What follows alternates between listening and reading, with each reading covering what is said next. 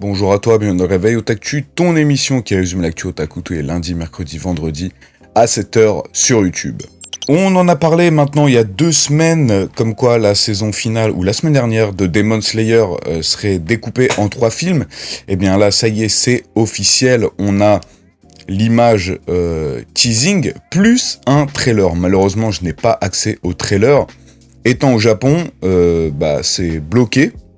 Faudrait peut-être que je pense à choper un VPN, un de ces 4, et en voir les réactions. C'est un peu ce dont on parlait la semaine dernière. Je lis « Tu prends le temps, mais tu fais une bonne saison ». Alors attends, tu prends le temps, mais tu fais une bonne saison, mais non, ils font des films pour le marketing. Donc en gros, c'est pas très français, mais j'ai compris à peu près ce que le gars il voulait dire. Quelqu'un d'autre qui nous dit « On n'en peut plus des films qui fassent une saison complète, et voilà, ça serait beaucoup plus intéressant que fractionner ça en film. Le film, c'est ce qu'il fallait faire avec l'arc entraînement des piliers. Ils font tout à l'envers. » Un autre qui dit « La question est que les 3 films vont sortir en même temps, ou sinon, combien de temps va les séparer? En tout cas, l'idée d'une trilogie, je dis oui. Voir la fin de Demon Slayer sur grand écran, ça va être génial, et ça l'a toujours été. » Et c'est ça, moi, ce dont j'avais parlé, en soi qu'ils fassent des films, bon, je m'en fous un peu, mais le souci, ça va plutôt être sur la distribution, à quel intervalle les films vont sortir. Si par exemple, tu vois, le deuxième film sort avant la sortie en DVD ou en Blu-ray du premier film, qu'est-ce qui va se passer de ceux qui n'ont pas vu le premier film ? Combien de temps les films vont-ils être au cinéma ? Si c'est que 2 jours comme Godzilla Minus One, ça va porter beaucoup de problèmes et de confusion. Enfin voilà, les gens sont un petit peu mitigés. Je ne peux pas voir le trailer malheureusement, mais connaissant Ufotable, le trailer doit être très très lourd. On n'a pas de date pour le moment, mais c'est bel et bien officiel de chez officiel. Le top 10 des ventes de manga au Japon d'il y a 2 semaines. En premier, Kaiju 8 qui écrase vraiment tout le monde. 2 fois plus de ventes, 133 000 ventes en une semaine. Comparé à Windbreaker en deuxième, 62 000. Troisième, Don't Call It Mystery avec 58 000. Quatrième, Quand je me suis réincarné en slime, 57. Et cinquième, Yona of the Down, 58 000.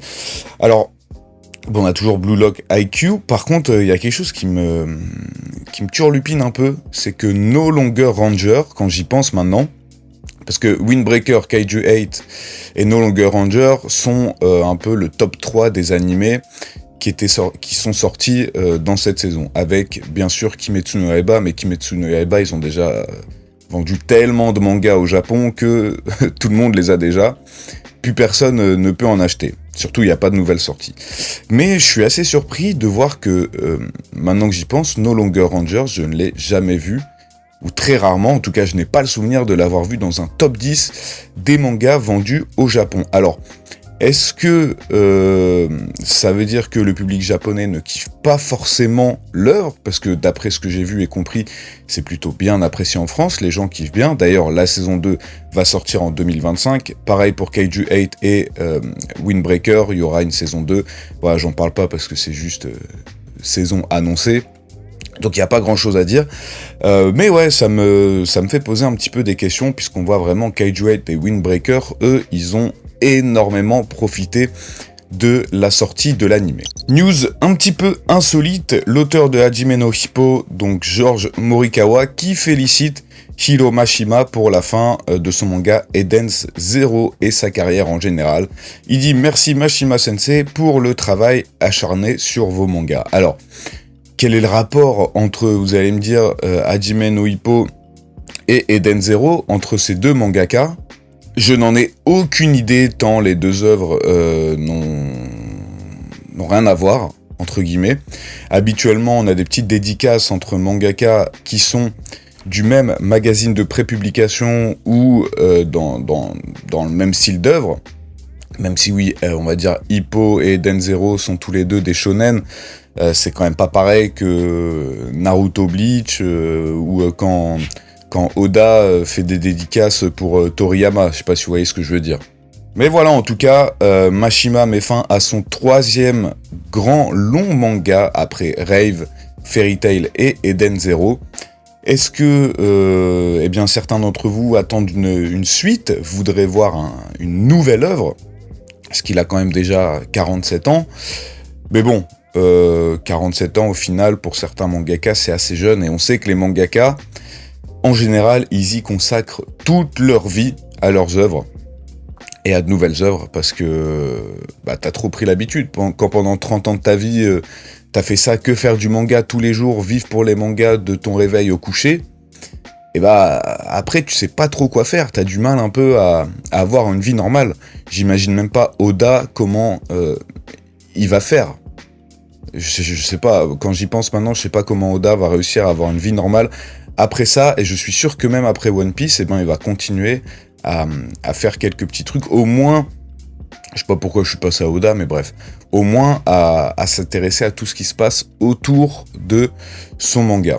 Par contre, malheureusement on peut plus lui demander, mais il y en a un qui avait l'air d'avoir plutôt réussi à profiter de sa vie et de s'éloigner très loin de ses œuvres, c'était Akira Toriyama, paix à son âme. Il y a eu énormément d'infos intéressantes ce week-end, donc j'en viens à parler de ça, du Gundam en taille géante qui arrive à Osaka. Vous savez, ceux qui sont venus en vacances à Tokyo, il y a le fameux Gundam à Odaiba. Il y avait aussi le Gundam qui marche entre guillemets à Yokohama. Et maintenant, vous en avez un à Osaka. Il va arriver en 2005, c'est pas pour maintenant. Et contrairement à celui de Odaiba, il ne sera pas debout, mais vous pouvez le voir, il sera sur son genou, pointant la main vers le ciel pour montrer l'espoir pour le futur et l'exploration de l'espace. Bref. En tout cas, il fera 16 mètres de haut. Quand on regarde comme ça, il a l'air un petit peu plus grand, mais ce sera plus simple pour prendre des photos. Parce que je me souviens, pour celui d'Odaiba, c'est assez compliqué. Il est tellement grand qu'il faut diriger ton téléphone un petit peu comme ça. Il faut bien choisir l'angle. Quand il y a du monde, laisse tomber, c'est vraiment pas pratique. Donc, c'est peut-être pas plus mal comme ça.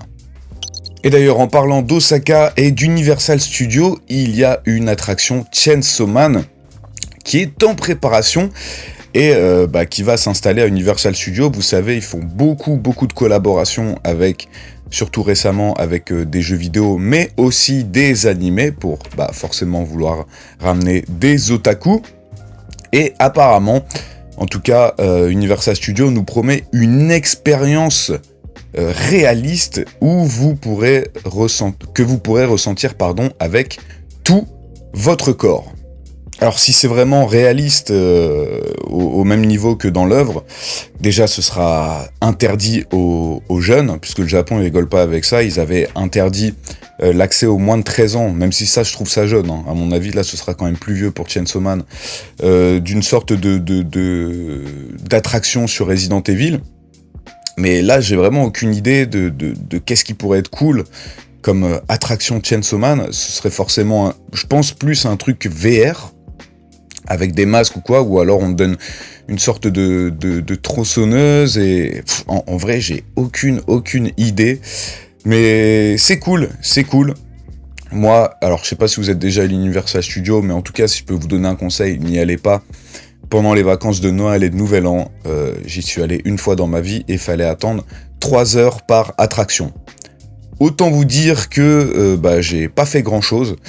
Et vaut mieux que vous soyez avec quelqu'un qui a de la conversation, parce que attendre 2-3 heures, en fait vous allez passer 6-7 heures, même plus, dans la journée à faire des files d'attente.